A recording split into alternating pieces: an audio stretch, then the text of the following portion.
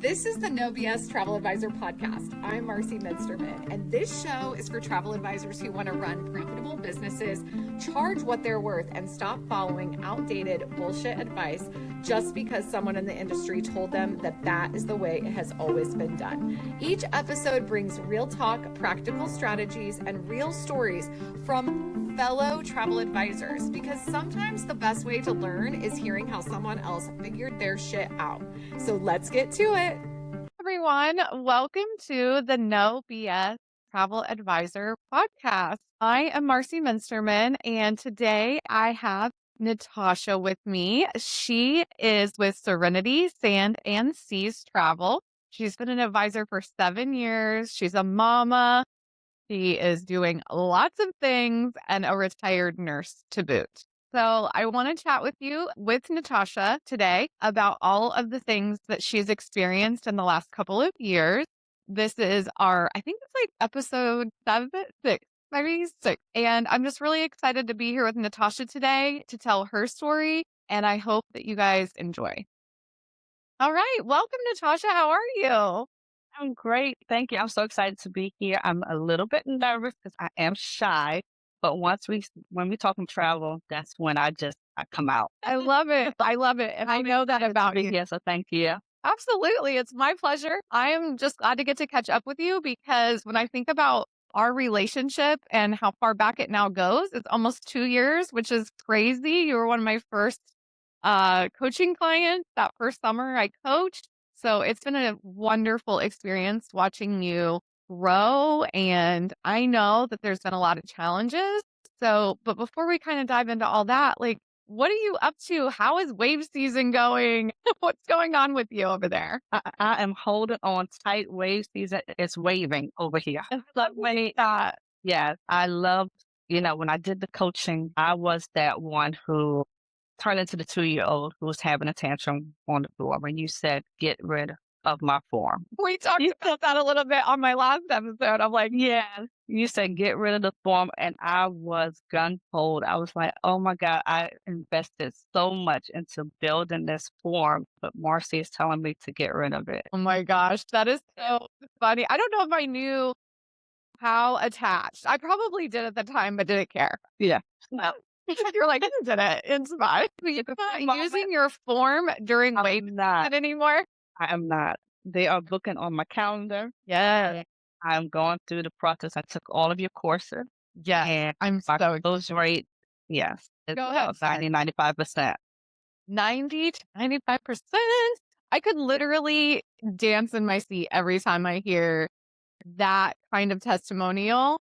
And I'm just so proud of you, because it is hard to make those big changes.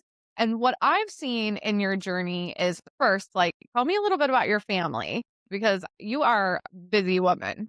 So Yeah. tell me a little bit about that. Tell everybody kind of your background, your story, how you became an advisor. Let's just jump into it. Okay, so I'm gonna go all the way back. Okay. I love all the way back. I'm a former New Yorker who was brought here. My daughter is almost 24. And she was 3 months old when we moved from New York down here to North Carolina. And about 45 minutes from Raleigh. Came down, kicking and screaming, didn't want to move.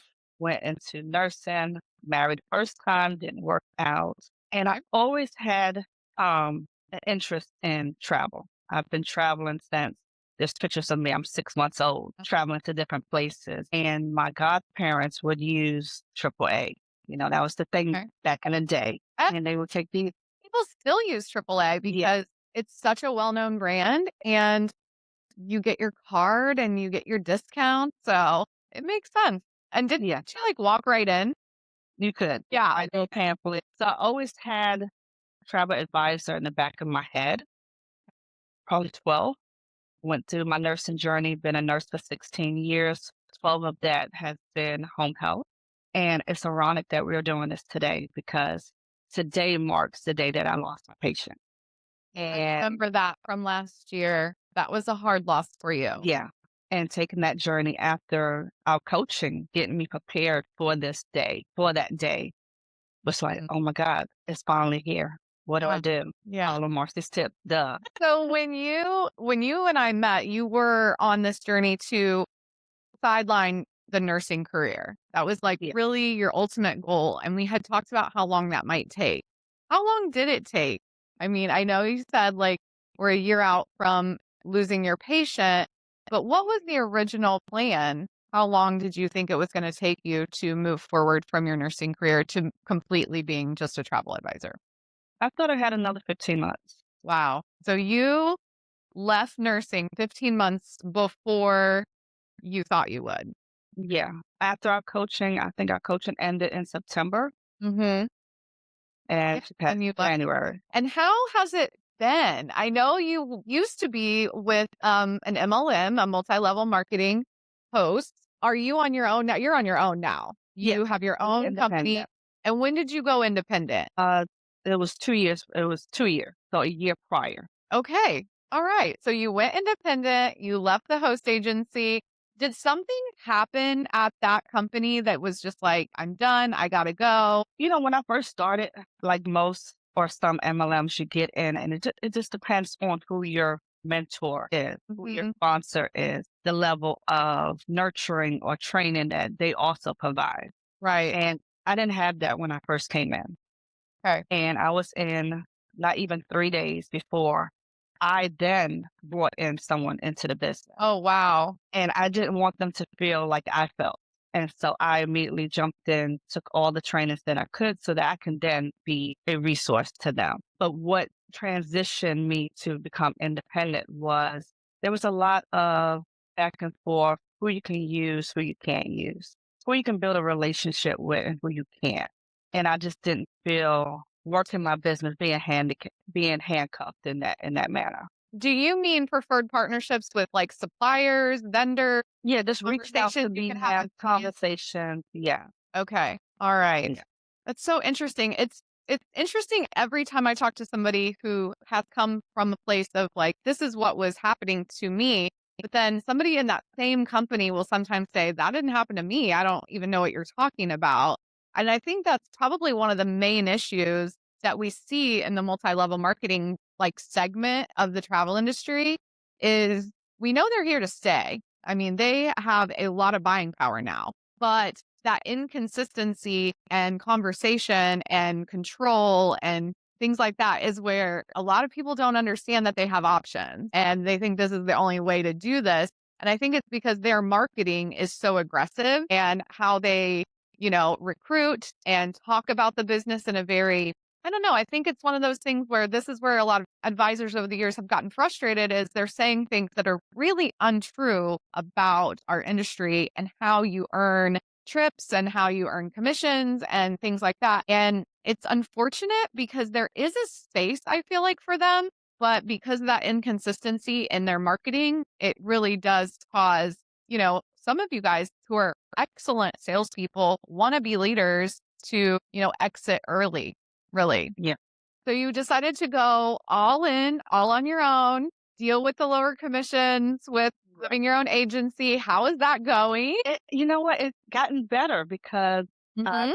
I've had the time to market myself more and really focus in on that marketing piece and get my name out there and building my relationships with the vendors, suppliers, and BDMs. And so, I yeah, I'm see not at you, the girl. lowest. I see you everywhere. I'm like, she's at another lunch. She's going to another networking event. Yeah. So tell me more about how you have built those relationships, because I know that was very important to you during our coaching. And we had discussed like the different ways to build, but seeing it happen just because I get to be friends with you online and I love that is so fun to watch because I'm like, this is her goal. Like I'm literally watching your goal come true. How do you build those relationships? How did you get on those email lists? Like tell the audience the things if this is something they want to try to do, because it doesn't cost anything. It It's a doesn't. good no cost, low cost activity. And you don't have to go to all the conferences, right?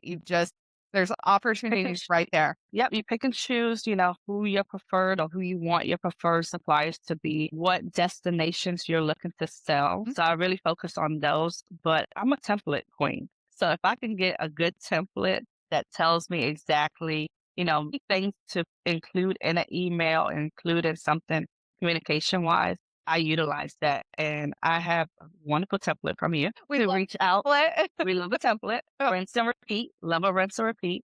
And I just sent that out, introduce who I Yeah. am. I introduce, what I sell, what my niche is, and how I look to have more growth with that company or with that product or brand. And how does it typically turn out?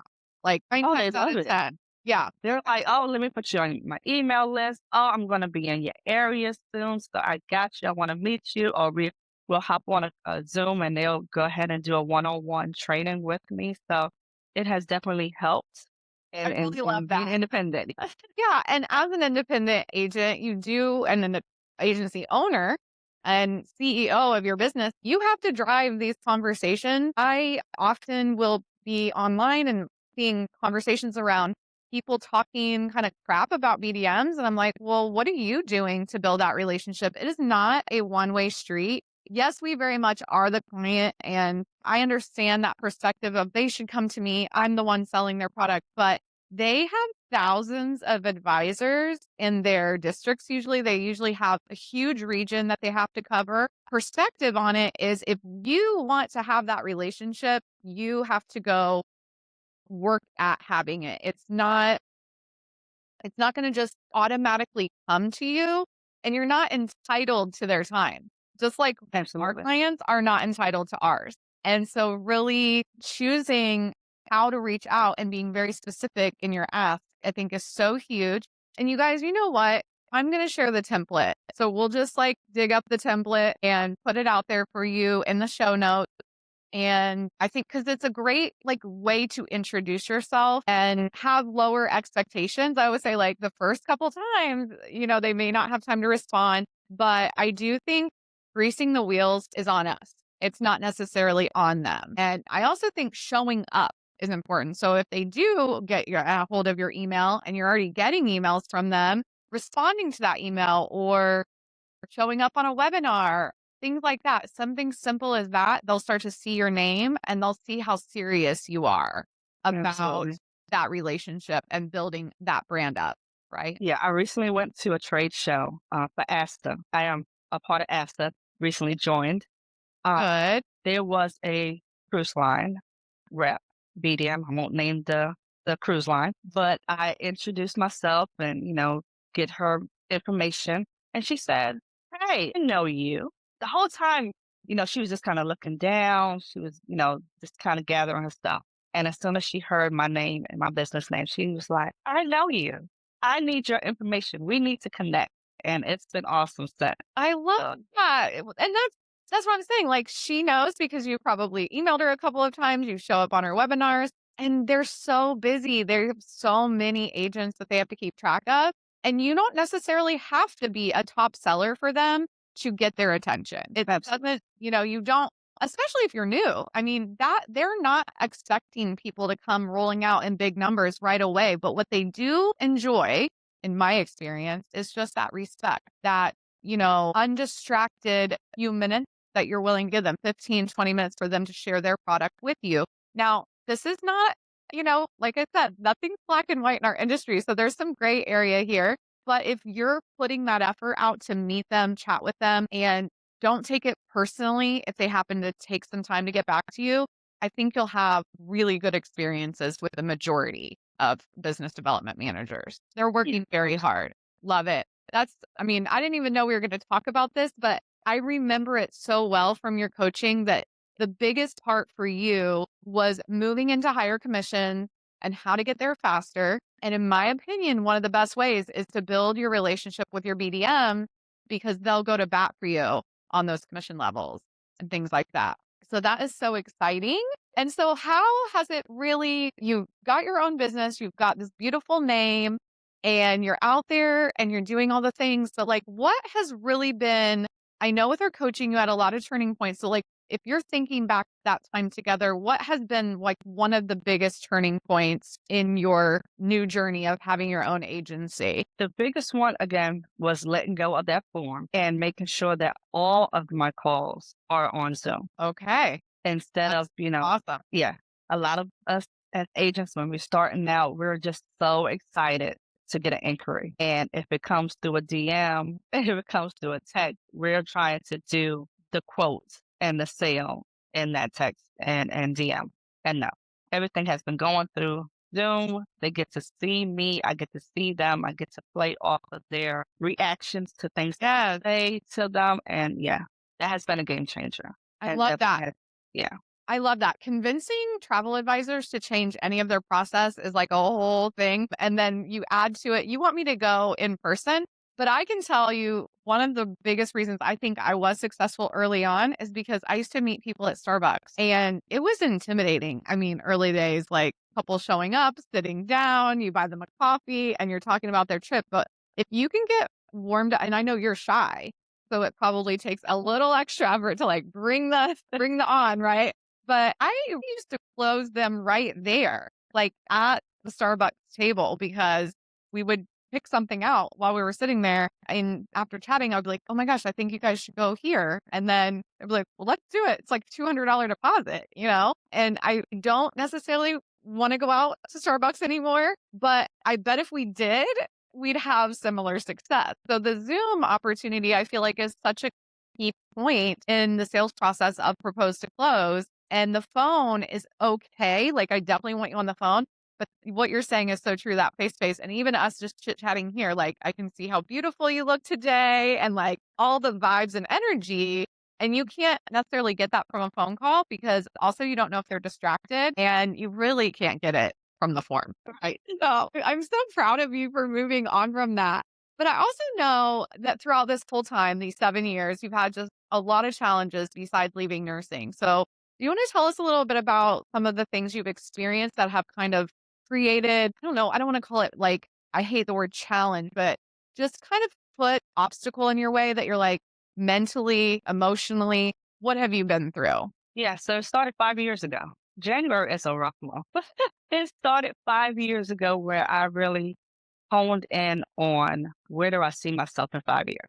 And so 5 years ago, I said, you know what? I started with this MLM. I learned all that I needed to learn. So I won't say that it wasn't something that I needed. At that time, I didn't need to go through that journey of starting there. But I realized, you know what? I can retire from nursing. I said this 5 years ago. I can retire from nursing and do travel full time.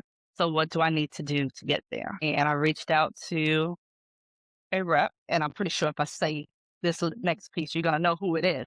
I got my vehicle wrapped. Hey, I love that. Vehicle wrapped, and I said, "This is gonna elevate me to where I need to be." Godfather, who introduced me to travel. Parents did, but he really introduced me to travel.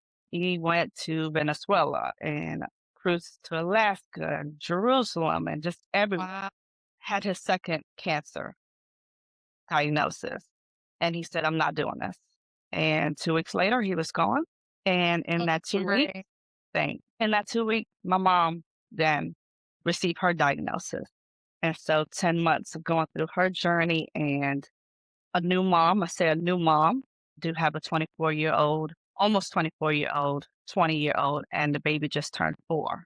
He passed a week after mom did. I mean, he was born a week after mom passed. And so a lot of challenges of how do I keep running my business? How do I get out of bed just as a mom, as an individual who has just experienced so much loss? How do I keep going? And just knowing, okay, my clients are creating memory.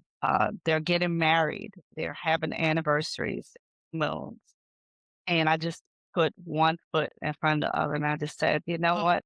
I told my mom my plan. My plan was to be an independent travel advisor, retired from nursing with this amazing life.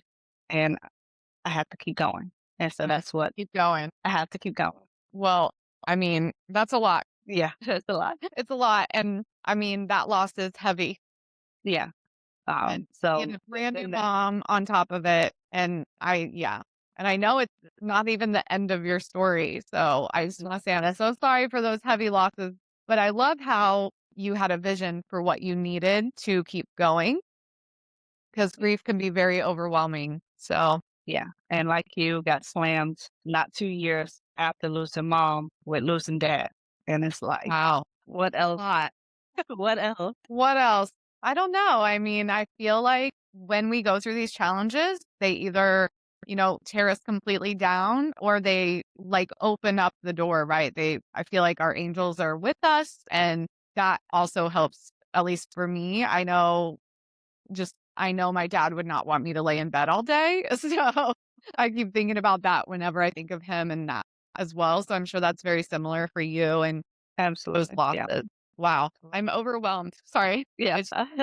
Hearing you talk about it, knowing your story, knowing how far you've come, COVID hits, you have high schoolers. What else is going on? It really probably felt like just what am I doing here? Right? Yeah. Like Right. some days. Like I feel like I just need a breather. Yeah. We need a Story. We know the story ends with you doing the things that or it doesn't even end. It's just another chapter, right? Just a brighter chapter. We know that that chapter does get brighter when you're able to retire from nursing even sooner than you thought, even though it came at another loss. So just a lot of strength is being shown, Natasha. Like you are a phoenix, truly. And it's incredible to be able to share this story because I think people either allow those things to completely ruin their dreams or their goals, or they just can't get up.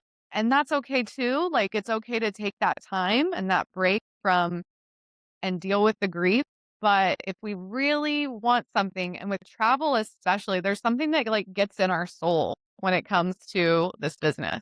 I feel like we're supposed to be here. We'll figure it out. And I'm just curious, do you feel that way as well? I do. I do. Yeah, it's incredible. So I think one of the really cool things too that when we were coaching and you were literally like I was walking you through the courses before they existed, I thought what was so interesting about your success is every time we would chit chat, you were like, "Oh, I did the thing you said and it worked."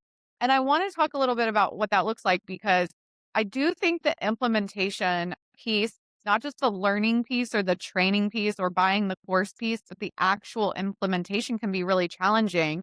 So how did you overcome the challenges of like getting rid of your intake form, but also going straight to the Zoom? Like, what did you say to yourself about these changes? Like, did you say, I'm going to try it once? Or were you like, I have to, what does that process look like when you're in the middle of those changes? Yeah. So after I had my little tantrum, okay, it's time to implement. And I just sat down and I just went through all the things. I took the form down off of my website, just kind of hid it. I went ahead and updated the calendar and attached it to the Zoom. I just went through all of the process to make sure everything's automated. So when a client comes in, they can follow that journey and it's the journey each and every time. And I just did it. You just have to do it. You just have to do it. You just have to do it. Yeah. And why do you And think it works though? Like what about it works for you? And when I did it, because again, if it comes through Facebook Messenger, is a huge one for me. A lot of Mhm. people will say, hey, I want to do this. I want to go this place, these dates. And I will automatically just go in there and give them information. And now getting them on the Zoom, I believe it was during our coaching, I did that. And I closed, it was August, and I Mhm. closed a almost $14,000 trip for that December. Wow. I remember that. I always remember the good messages like, Yeah. I just did this. Yeah. Yeah. I think So to that's keep amazing. So it's like, okay, this is working. Like, It's working. yeah. To keep hitting those same numbers each time, it's like, okay, I'm not necessarily luxury like you are, but I do have those expectations and tell my clients, okay, I educate them. This is Mhm. the cost of what you're looking to do. How are you looking to proceed? I love that because I think one of the other pieces of propose to close that a lot of people get really anxious about because they hear me say, don't ask for a budget. And then people are like, no, you have to know how much they have to spend. And we're still finding out if they can spend the money, but it's just in a different way, right? We tell them, we educate them, we listen because everybody's vision is so different, but also we know how much things cost. And especially if you are niche, and I know you're very niche, which also really helps with being a Caribbean specialist, it might fluctuate here or there. If they're a more luxurious client, obviously it's going to cost a little more, but you know your averages. And if you know your averages, guys, you know more than the next person. You know more than that client. And that I think is a game changer when you are able to confidently guesstimate. I don't even mean guesstimate, but truly estimate for them how much this trip is going to cost instead of saying, how much do you have to spend? Right. We're going to tell you how much it costs and then we make adjustment. We're not saying, never find a budget. It's just finding it in a different way that keeps you in control of the conversation. And that also starts with getting rid of the intake form because we don't need to be planting seeds that we can put together a $1,500 trip to one of the most expensive Caribbean destinations in the world. So Right. you have to be careful about planting those seeds with those options of cost. Yeah. Yeah. So And for new agents, I would say, if you're not quite niche, if you're new to the industry, it's okay to go and do a quick, do some research, find out what it costs. What's the lowest budget that you can attach your business name to? Because I do have a minimum spend. And then what's the highest so that you have those ranges. So as you're building your portfolio. I love that. I love that advice. She's given all her free stuff away now, guys. Like, you Yeah. do all of this without investment. It's the best. So when you're on your own now, we're like a year or so out from the coaching. And I know you're doing really well and you're building all these incredible relationships. I'm just curious, as far as like you niching, where are you at in your niche journey too? Because I know that was a little like, what am I going to? I know you wanted to do a lot more destination weddings. That was a big one. How is that going for you? So this year it's a little slow, which is Okay. okay. But last year I was knee deep in the destination wedding groups and getting that done. Right now it is group cruises and still all inclusive. So and I mixed up a little Europe in there. So I had to go do my little research. Yeah.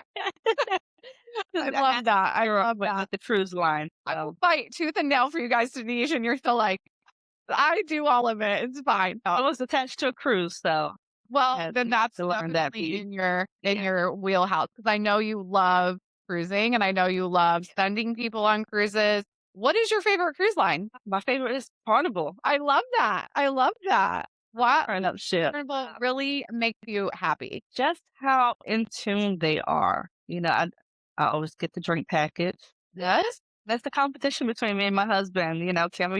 How many can we get these 15 drinks in? I mean, it seems like that would be a good challenge to have on a vacation. Yeah. So, But I love how in tune they are with keeping track of, your name and your favorite beverage and even the little ones. So we took the now 4-year-old on the cruise. He was 1 and travel agent mom. He still have memories of that. He still talks about it. yeah. And so yeah, Carnival, Royal Caribbean are 2 of my faves. I love that so much. So you're doing a lot of group cruises. What does that look like? And how do you, successfully put one together? I think this is a really common question that we see in the Maximize group. And because I'm not a cruise specialist, I often can't really answer. I mean, I can help you market it because marketing is my thing. But how do you, from kind of like a general overview of putting that cruise together, what does that look like? So they get on my calendar. I do ask just a few questions, just general questions, get them thinking about their date. If they don't have dates, that's fine. I do something kind of off cuff from proposed to close. I still do the Zoom call, but I act and treat it as if they was calling in direct. Okay. So I'm doing the quote. But for my cruises, I don't charge a fee. So I have to put that disclaimer on that part. Everything else has a fee, but not for my cruises. And so having them on the Zoom while I'm emailing them the itinerary, we're talking about it and we're getting excited about it. Oh, I love this. This is amazing. Yeah, they make their decision before we get off the phone. And so from there, yes. Yes. If it's a group, I go ahead and make their group booking page. Hey, here's the process. It's easy, it's stress-free for your friends and family. And that wins and seals the deal every time. I think this is proposed to close though. I mean, Yeah. you've adjusted for this specific type of trip and it makes sense that you could get them on in an hour, maybe 30, 45 minutes and get them so hyped that they're like ready to book. especially with cruising, because you can put something on hold and, have everything in front of them so that they can see the outline of the trip, the itinerary, and you can I assume you're narrowing it down very quickly with them on the phone. Yeah. So you're really just working the propose to close process. I feel like just on a little bit of, just like giving it a little bit of speed, which I mean, the whole point of P2C is to close in 3 to 5 business days. Well, if you can close same day on the phone, please do, because the whole point is that we're not wasting time anymore. We're maximizing the time we have with that client one-to-one. And if you can get them to pull the trigger right then and there, this is brilliant, girl. I am so excited for you. Like this giving me all the goosebumps. I'm so excited about this. Now, you said something that there was a group booking page. What does that look like? Because I know that somebody's going to be like, Natasha, tell us about it. Is it a landing page that you create? Is it something that it's easy to put together? Is it in one of your CRMs? Like, what does that look like? All of the above. Okay. So I use Travel Joy. I take that link and I have it on my website. They click a button. They have all the information for the cruise. This is how I propose it. Straightforward. Now, do you text it to them or do you email it out to the group? Does your Pied Piper? I hate the word Pied Piper, by the way, but that Pied Piper, that person that's in charge of the cruise, do they do the work? Like, how do you guys partner together? Yeah. So I normally will send out a email with the link. Also, because of close to home. Close to home. No, it's proposed to close. Check it out. It's everybody. There's too many. There's 4 courses, guys. She's talking about the two that go together, sales and service. I text them the link and I also create a Canva graphic.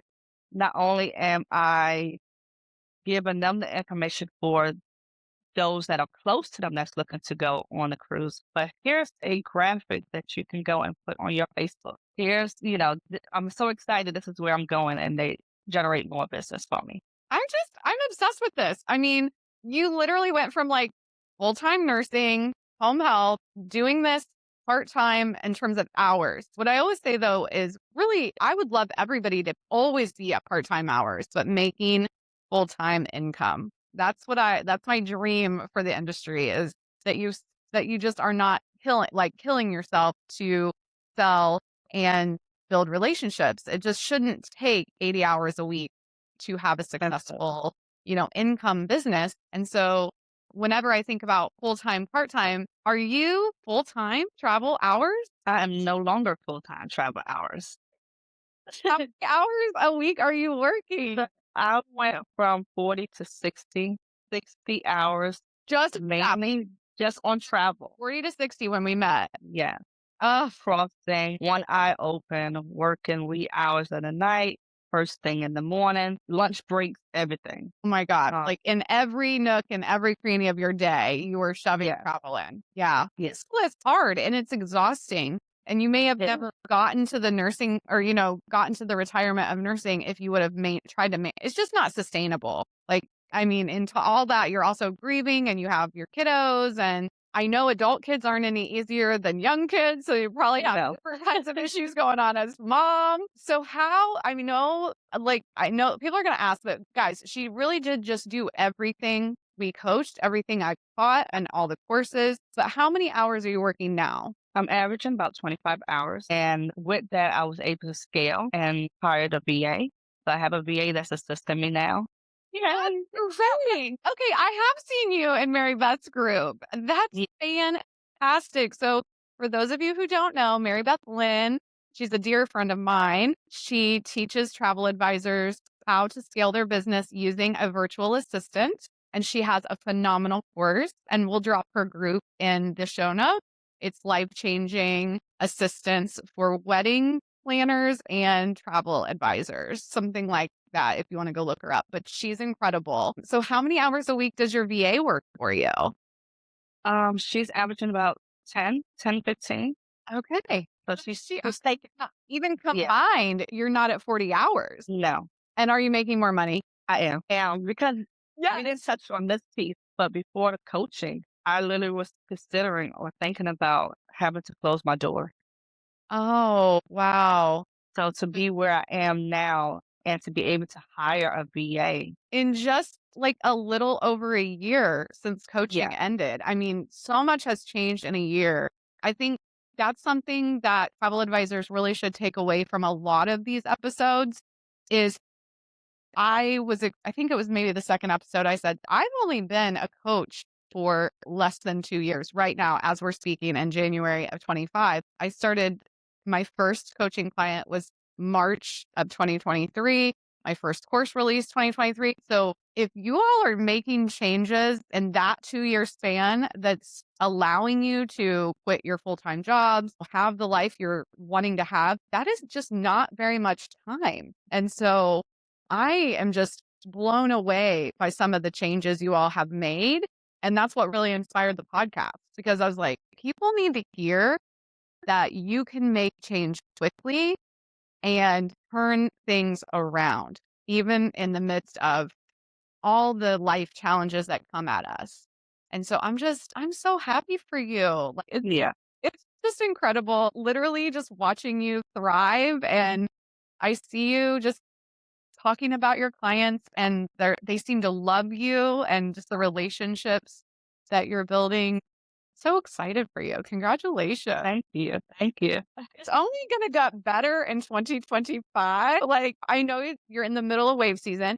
For those of you who don't know what wave season is, it's kind of an old term from our business where basically from January to April-ish, May, it's when the cruise lines used to come out with some of their best pricing throughout the year. I don't know if it's still true in terms of cruises, but I know that our busy season still tends to be with new bookings and people coming out of Christmas and they're getting cold. We know this week especially has been like, Yeah. I need to go on a vacation. So it's considered wave season. And it was all stemmed from that terminology that the cruise lines came up with a long time ago. So you are in the wave season. How many clients a week are you currently chit-chatting with? So during wave season, since we started, In wave season, but especially during wave season, you're probably extra busy. usually it's about 1 to 2 a week, but wave season has been busy. I've had 6 inquiries, Awesome. 5 of which are group cruises. Yeah, one was working your version of P2C, getting those locked in. I love it. Yeah, had a family of 6 looking to go to Puerto Plata, Okay. and they closed almost $9,000. That is fantastic. Your numbers must be through the roof now. I'm so pumped for you. Like, I'm so excited. So this has just been so much fun chit-chatting with you. And at the end of each episode, I like to kind of get into even more now because really your entire episode has been one big, full just investment of time in terms of like teaching us things that they can be doing without investing in anything and without making, paying any money out of pocket. But like, what would your top 3 things be if someone were to listen to this episode and be inspired to go do something right now in their business that can change it? What would be your top 3 things to do? Yes, top 3 is one to declutter your space. So that is your home, different, the kitchen, your bedroom, your office space. We all work on some kind of device. So your desktop, your laptop, all of those windows, all those files, organize that. I need this in my life. And I feel like you're calling me out like right now. And I pictures of my office. It just why I need to declutter? Because I mean, I know the answer, but I need you to tell me. Yeah. It creates a sense of order and calming feeling. Because if there's chaos around you, then that creates the chaos in our brain. How can we really focus? I'm not going to show you my phone, right? Because I am one of those people with like 10,000 unread emails with a VA. He's struggling to keep up. But yeah, this helps with our productivity and with our mental capacity just to kind of clear the space, clear our minds. And so I guess my second one would be to practice gratitude. So there is so much negativity in this world. If you turn on the TV, if you go on these Facebook groups, it's just like, really? It's cesspool. Yeah. So I always say if we can take just a few minutes just to kind of just go through and just say what we're thankful for. So it can just be, you know what, I'm thankful I was able to get up. I'm that, I have a thriving business and whatever that thriving looks for you in your business.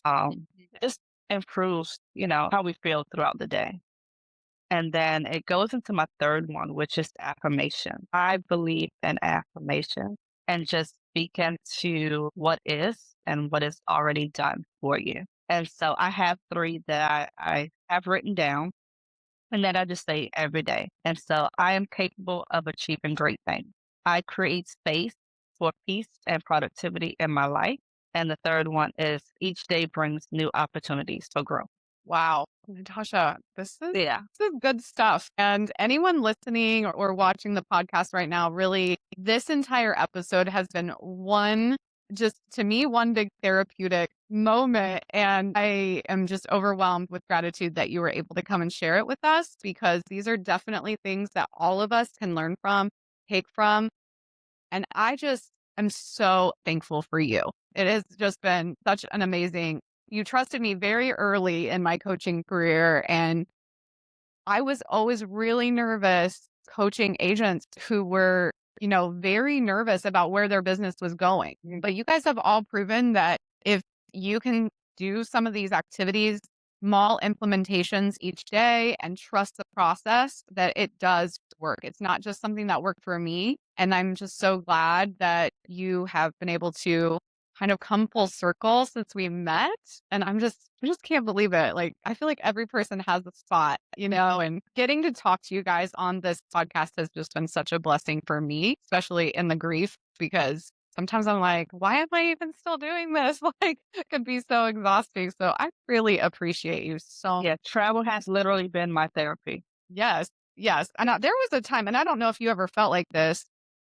It's kind of same topic, but I'm just going to ask you, because I know you've been through it so much. But since I lost my dad, I felt challenged to keep booking. I was almost like, there's so many more important things than going on vacation. And so I had this like it was almost 2 months where I really didn't even want to talk about vacations. I didn't want to talk about like having a good time, or, even though that is what we do. I don't know if you ever went through that at all, because you said, they're making memories and they're celebrating. And I kept thinking, no, but I was really struggling through that. I was like, Yeah. I don't care about those things. But Right. at the time of some of my deepest grief, I was really struggling with like wanting to help people. Yeah. And just sharing your day to day, right? Mm-hmm. I shared my day to day with both my parents. And Yeah. to be like, okay, these are my wins, or, I had a sucky day. Yeah. It was a sucky day, and Yeah. not be able to share that. I was like, you know what? Let me just dive back into travel. Let me help other families create lifetime memories. The drama that I went through, and I'm hoping that you have not had any drama with losing your dad. The drama that I had losing both my parents was like, why? You can make up this narrative. I've been very lucky that I get to grieve without Yeah. drama. So that is Yeah. definitely. You can make whatever narrative that you need to, but these memories that I created with our loved ones, no one can take that away. No one can down on that piece. And so, yeah, I love travel. I love helping families just create those memories Yeah. so that there's something that they can look back on. Well, thank you. I'm just, it's a lot, and we're all going through so much, and so much of it is done alone right here. It's Yeah. like, yes, we have our pups and they hang out with us, but they're not able to fully, I think this job can be very lonely, and it's really the reason I started my Facebook group. Yeah. Some of the Facebook groups are so terrifying and they're so negative. Yeah, it was just a space for us to land. I've always really enjoyed helping other people learn how to run a business. And so it is so inspiring to hear how much you love travel, your passion for travel, and despite everything else, being able to do a little bit each day. And then not only that, but just to reduce your hours down, make more money, have a more fulfilling dream life of doing the things you really want to do, which I know you love to go on trips. I know you love to take your family places. Where is your next trip? My next trip is going to be Puerto Cana. Cool. Yeah. Yeah, Where are you staying? We're gonna have to ask which resort. I'm doing my own little fan. Like literally in the middle of planning. Okay, well I'm planning. no, we're our own list. Are you struggling with this decision? The last time I went to Punta Cana, I was like, "There's 1,000 resorts." Like, Yeah, I love this. Oh my gosh. Well, I can't wait to see the pictures, follow along. yeah. Before we go, I want to ask you, what is your travel agent unpopular, controversial opinion? Okay, so I went through a few, Okay. and mine is say no, say heck no, say no, and no and no. No, Uh, again. I'm a part of a AP group, and every year we would do a retreat. And this particular year, my little one, since I breastfed, was literally still attached to me. He was 2. He went with us, went with me, and the word was no, and it stuck out to us. Not every client aligns with us. And so, yeah, not every client is worth taking on. Saying no is better for your business and your sanity. Oh, I love this. I don't even know. I mean, it's not unpopular with me, but I Yeah, definitely feel like a lot of advisors struggle with this because of the messaging that our industry owners, agency owners post. Just take everything. That's how you never know. I would say, well, then I'll never know. right, Never know. right. That's just fine. But that whole you'll never know like who that person knows, like you should suffer through it basically. And it's like, well, we're suffering through a lot of other shit and we're learning as we go, which is work. So we don't need to suffer in a relationship over a vacation. So I love that Absolutely. so much. I love that. I love Yeah. that. I'm all for protecting, our time, Mhm. our energy, and just servicing those that do align with us. So it's okay to say no. It is okay to say no. And I think that is an excellent spot to start. Like, get off of here and go say no to something and go say yes to yourself for something else because that's what it does. Absolutely. And it's an excellent place to end this podcast, which I'm going to miss you already. So thank you Yeah. so much for sharing so much vulnerable stories and just the journey that you have been on. I think so many women in our industry can relate. And again, I appreciate you being here. Well, I thank you. Thank you. That's a wrap on today's episode, friend. Thanks for hanging out with me again on the No BS Travel Advisor podcast. I hope you're leaving this episode feeling fired up, inspired, and ready to take back control of your business. And let's be honest, your fucking life. If today's episode hit home, do me a favor and share it with your fellow travel advisors who need to hear this. And don't forget to leave a review. Your support means the world and helps me reach more badass advisors like you. And hey, if you've got a story to share or some no BS advice of your own, you've taken a course or 2 of mine, maybe you've been a coaching client, I want to hear from you. Head to my website to apply to be a guest. I'd love to feature you on an upcoming episode. Until then, you fucking got this. Keep being bold, keep being unapologetic, and keep building the business you fucking deserve. This is Marcie Muensterman signing off with zero fluff and a whole lot of heart.